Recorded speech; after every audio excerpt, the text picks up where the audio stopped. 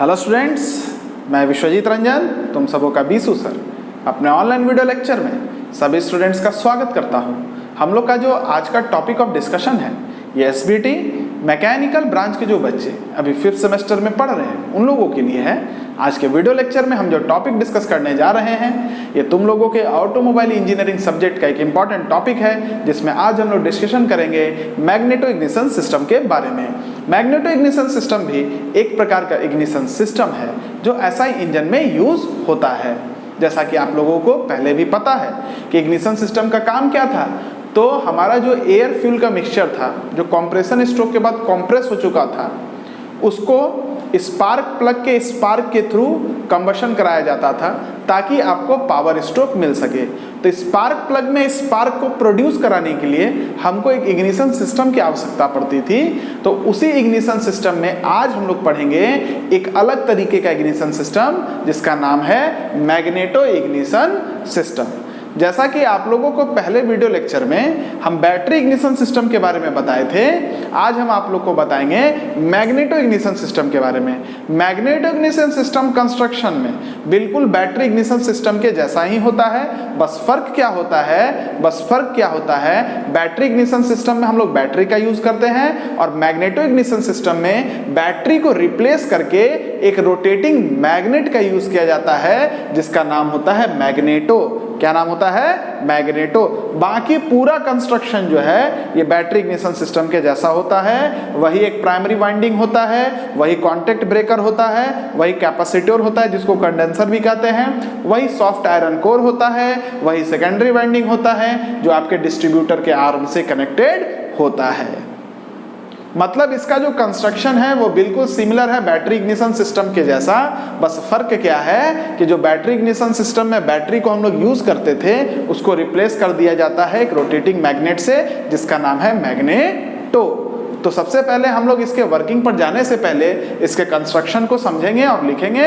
तो इसके कंस्ट्रक्शन में लिखा गया है the battery shown in battery ignition system. जो बैटरी इग्निशन सिस्टम में दिखाया जाता था उसको रिप्लेस कर दिया गया है, is replaced by a rotating magnet assembly known as magneto. ठीक है, बैटरी इग्निशन सिस्टम में जो बैटरी था उसको रिप्लेस कर देना है किससे? एक रोटेटिंग मैग्नेट से जिसका नाम क्या है? मैग्नेटो। अच्छा, while the remaining arrangement बाद बाकी जो भी अरेंजमेंट है is same as that is used in battery ignition system। और जो पूरा का पूरा अरेंजमेंट बैटरी इग्निशन सिस्टम में था वही मैग्नेटो इग्निशन सिस्टम में भी यूज होता है। बस फर्क क्या है, जो बैटरी हम लोग यूज करते थे बैटरी इग्निशन सिस्टम में उसको रिप्लेस कर दिया जाता है एक मैग्नेटिक असेंबली से जिसका नाम होता है मैग्नेटो। अब ये तो कंस्ट्रक्शन है, हम चाहेंगे कि वीडियो को पॉज करके तुम लोग इसके कंस्ट्रक्शन को लिख लो और इसके डायग्राम को पहले बना लो। जब तुम लोग इसके कंस्ट्रक्शन को लिख लिए होगे और डायग्राम को बना लिए होगे तो अब हम तुमको इसका वर्किंग समझाएंगे और फिर लिखाएंगे और फिर समझाएंगे। तो देखो सबसे पहले होता क्या है, ये तुम लोग मैग्नेटो देख रहे होगे, इसका नॉर्थ पोल साउथ पोल ऐसे है। जब ये रोटेटिंग मैग्नेट रोटेट करता है ना और इग्निशन स्विच को जब तुम ऑन कर दे तो this is your ignition switch. इसको लिख लेना, यहाँ छूट गया था हमसे, इग्निशन स्विच।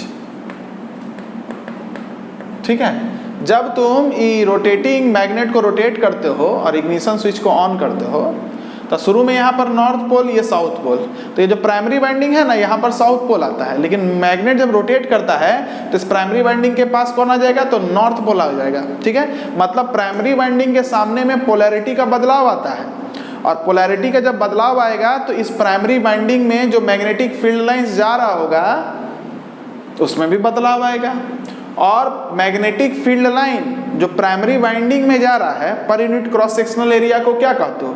मैग्नेटिक फ्लक्स कहते हो। तो तुम कहोगे मैग्नेट के रोटेशन के वजह से इस प्राइमरी वाइंडिंग में जो फ्लक्स पहुंच रहा है मैग्नेट का वो बदल रहा है।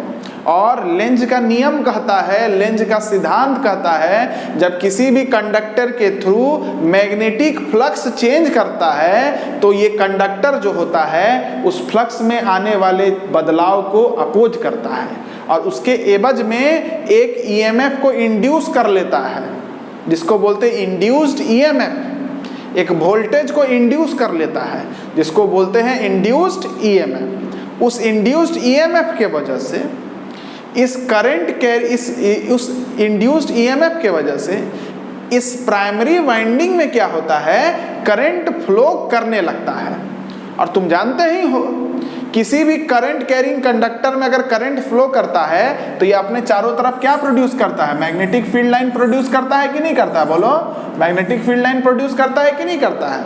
तो ये मैग्नेटिक फील्ड लाइंस जो ये प्राइमरी वाइंडिंग के करंट के फ्लो के वजह से जनरेट हो रहा है, एक हाईली परमिएबल मटेरियल के द्वारा सेकेंडरी वाइंडिंग पर पहुंच जाता है। मैग्नेटिक फील्ड लाइन कहां पहुंचेगा, तो सेकेंडरी वाइंडिंग पर पहुंच जाता। अब देखो कहानी क्या है, जब ये करंट प्राइमरी वाइंडिंग से होते हुए यहां से होते हुए ग्राउंडिंग होगा, लेकिन कैम के रोटेशन के वजह से ये कांटेक्ट जो है ब्रेक कर जाएगा और अब सारा का सारा करंट कहां पहुंचेगा, तो तुम बोलोगे इस कंडेंसर में पहुंचेगा, इस कैपेसिटर में पहुंचेगा, जिसका काम क्या है, जिसका काम है करंट को स्टोर करना। और जब ये कैपेसिटर इस करंट को स्टोर करते करते एक ऐसे वोल्टेज पर पहुंच जाता है जिसको बोलते हैं ब्रेकडाउन वोल्टेज, तो उस समय क्या होता है, ये कैपेसिटर फुल्ली चार्ज हो जाता है। अब ये कैपेसिटर एज ए बैटरी काम करने लगता है और ये करंट का सप्लाई करने लगेगा किसको, प्राइमरी वाइंडिंग को, और यहां से करंट प्राइमरी वाइंडिंग से होते हुए ग्राउंड तक पहुंचेगा। लेकिन ये जो करंट जा रहा है इस प्राइमरी वाइंडिंग के थ्रू, इसका डायरेक्शन जो पिछला करंट था प्राइमरी वाइंडिंग से जो आ रहा था उसके अपोजिट है। तो इस करंट के वजह से जो मैग्नेटिक फील्ड लाइंस इस सेकेंडरी वाइंडिंग पर पहुंचेगा उसका भी डायरेक्शन बदल जाएगा। मतलब magnetic field line per unit cross sectional area of secondary winding, जिसको बोलते हैं मैग्नेटिक फ्लक्स, वो सेकेंडरी वाइंडिंग पर चेंज कर जाएगा। तो सेकेंडरी वाइंडिंग भी अपने थ्रू जो मैग्नेटिक फ्लक्स में चेंज आ रहा है उसको अपोज करेगा ना, और अपने थ्रू क्या इंड्यूस करेगा, अपने थ्रू एक ईएमएफ इंड्यूस करेगा, अपने थ्रू एक वोल्टेज इंड्यूस करेगा। और चूंकि सेकेंडरी वाइंडिंग पर नंबर ऑफ टर्न्स काफ़ी ज़्यादा है, इसलिए इसमें जो वोल्टेज इंड्यूस होगा वो काफ़ी ज़्यादा होगा और लगभग 20,000 से 30,000 40,000 वोल्ट के रेंज में होगा। मतलब उतना वोल्टेज तुमको मिल जाएगा जिस वोल्टेज पर स्पार्क प्लग के द्वारा स्पार्क को प्रोड्यूस किया जा सकता है। और जब इस सेकेंडरी वाइंडिंग में हाई वोल्टेज इंड्यूस करेगा तो इससे हाई वोल्टेज करंट पहुंचेगा डिस्ट्रीब्यूटर आर्म पर, और ये डिस्ट्रीब्यूटर आर्म जिस स्पार्क प्लग से कनेक्शन में होगा उस स्पार्क प्लग में स्पार्क देगा। डिस्ट्रीब्यूटर आर्म घूमेगा तो मल्टी सिलेंडर के डिफरेंट स्पार्क प्लग पर स्पार्क तुमको मिलने लगेगा। मतलब इसका काम करने का जो वर्किंग है वो बिल्कुल बैटरी इग्निशन सिस्टम के ही समान होता है। बस फर्क क्या है, यहाँ पर प्राइमरी वाइंडिंग में जो करंट है वो एक रोटेटिंग मैग्नेट के द्वारा इंड्यूस किया जाता है, ना कि किसी बैटरी के द्वारा इंड्यूस किया जाता है। आई होप तुम लोग को वर्किंग समझ में आ गया होगा। इसको हम लिखा भी देते हैं और फिर समझा भी देते हैं, लेकिन उससे पहले हम चाहते हैं कि तुम लोग बोर्ड पर जो फिगर है और कंस्ट्रक्शन जो दिया है उसको लिख लो। चलिए स्टूडेंट्स, अब हम लोग वर्किंग के ऊपर में चर्चा करेंगे। तो देखिए, आपको हम बता चुके हैं कि जब मैग्नेट आपका रोटेट करता है तो ये जो प्राइमरी वाइंडिंग के सामने जो पोलैरिटी है वो बदलता है, और जब पोलैरिटी बदलता है तो मैग्नेटिक फील्ड लाइंस जो प्राइमरी वाइंडिंग पर आ रहा है उसका भी डायरेक्शन बदलता है। और magnetic field line per unit cross sectional area of primary winding, जिसको हम फ्लक्स कहते हैं, वो प्राइमरी वाइंडिंग पर चेंज करता है। इस चेंज इन फ्लक्स को ये प्राइमरी वाइंडिंग अपोज करता है और अपने ऊपर में एक ईएमएफ को इंड्यूस कर लेता है। उस इंड्यूस्ड ईएमएफ के वजह से इस प्राइमरी वाइंडिंग के थ्रू किसका फ्लो होता है, तो आप बोलिएगा करंट का फ्लो होता है, और ये कॉन्टैक्ट ब्रेकर से होते हुए ग्राउंड तक पहुंच जाता है। ठीक है, चलिए यही बात यहाँ पर लिखा हुआ है। ड्यू टू रोटेशन लिखे हैं, रोटेटिंग नहीं लिखेगा, ज़रा सा स्पेलिंग मिस्टेक है, इसको हम ठीक कर लेते हैं। Due to rotation of magneto, है ना, TION, due to rotation of magneto polarity changes which changes the flux on primary winding. ये जो मैग्नेटो का रोटेशन है इसके वजह से पोलैरिटी बदलता है, जिसके वजह से प्राइमरी वाइंडिंग पर जो फ्लक्स है वो चेंज होता है।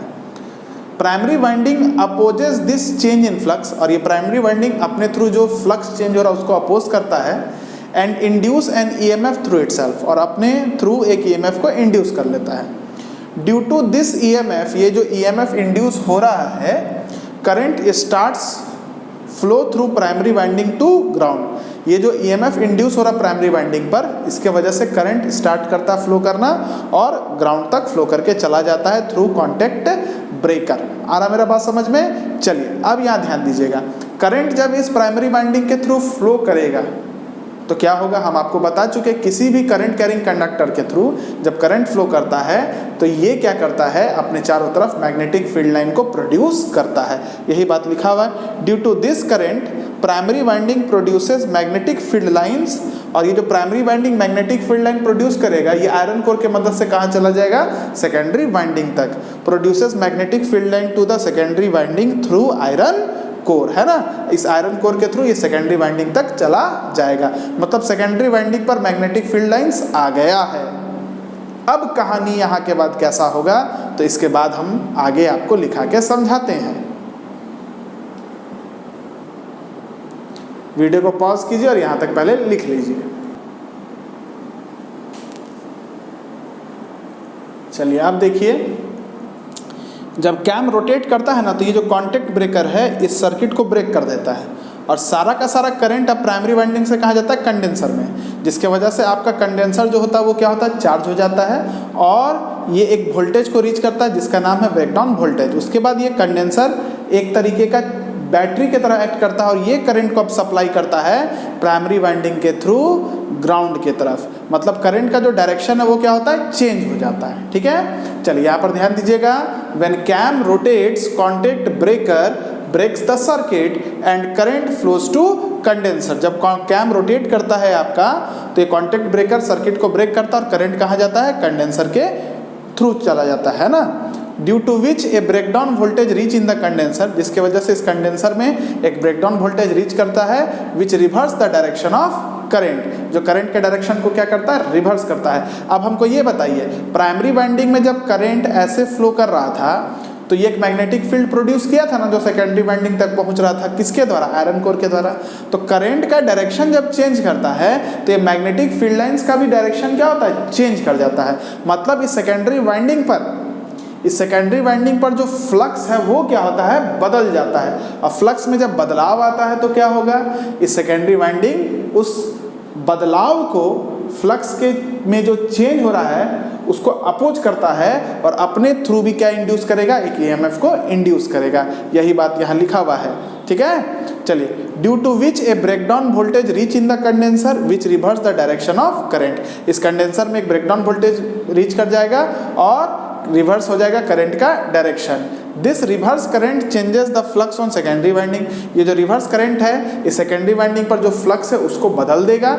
Secondary winding also opposes this change in flux. Secondary winding भी ये जो फ्लक्स में चेंज आ रहा है उसको अपोज करेगा, और क्या होगा, and induce N EMF over itself, और अपने ऊपर भी ईएमएफ को इंड्यूस करेगा। अब इसके बाद क्या होगा, अब इसके बाद होगा क्या, इस पर नंबर ऑफ टर्न्स ज़्यादा है, इसलिए ये जो ईएमएफ इंड्यूस करेगा इसका वोल्टेज बहुत ज़्यादा होगा, और इतना सफिशिएंट हो जाएगा कि ये स्पार्क प्लग के थ्रू स्पार्क को प्रोड्यूस कर सकेगा। तो यहाँ तक वीडियो को पॉज करके पहले लिख लें, फिर आगे का चीज़ हम आपको लिखवा देंगे।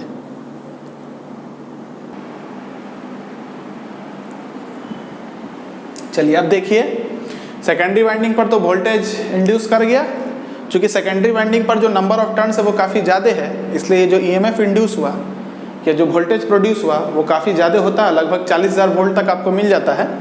Since number of turns on secondary winding is more, चूँकि number of turns secondary winding पर ज़्यादा है, therefore voltage produce in the secondary winding is very high, up to 40,000 volt. ठीक है, अब देखिए, अब ये सेकेंडरी वाइंडिंग क्या करेगा, ये जो हाई वोल्टेज है ना, ये जो हाई वोल्टेज करंट होगा उसको डिस्ट्रीब्यूटर आर्म के through different spark plug of different cylinder को सप्लाई कर देगा, ट्रांसफर कर देगा, और आपको रिक्वायर्ड सिलेंडर में स्पार्क मिलेगा जिससे फ्यूल का कंबशन हो जाएगा। Secondary winding supplies this high voltage current to different spark plug of different cylinder through distributor arm. Clear हो गया? तो ये आपको मैग्नेटो इग्निशन सिस्टम का वर्किंग हो गया। आई होप आपको मैग्नेटो इग्निशन सिस्टम का ही वर्किंग अच्छे से समझ में आया होगा, बैटरी इग्निशन सिस्टम का ही वर्किंग अच्छे से समझ में आ गया होगा। अब हम लोग अगले क्लास में कैपेसिटर डिस्चार्ज इग्निशन सिस्टम और इलेक्ट्रॉनिक इग्निशन सिस्टम के बारे में पढ़ेंगे, तो आपका इग्निशन सिस्टम का टॉपिक खत्म हो जाएगा। हालांकि सिलेबस में CDI और इलेक्ट्रॉनिक इग्निशन सिस्टम ही पढ़ना था आप लोगों को, लेकिन उसका जो बेस है ना, उसका जो बेसिक कंसेप्ट है वो यहीं से आता है। इसलिए इतना हम इसलिए पढ़ा रहे हैं ताकि आपको 1% का भी डाउट नहीं हो। चलिए स्टूडेंट्स, आज के लिए बस इतना ही। Have a very good day. मन लगा के पढ़ते रहिए, जोश में रहिए, पढ़ाई को एकदम जुनून के साथ पढ़िए। जय मैकेनिकल।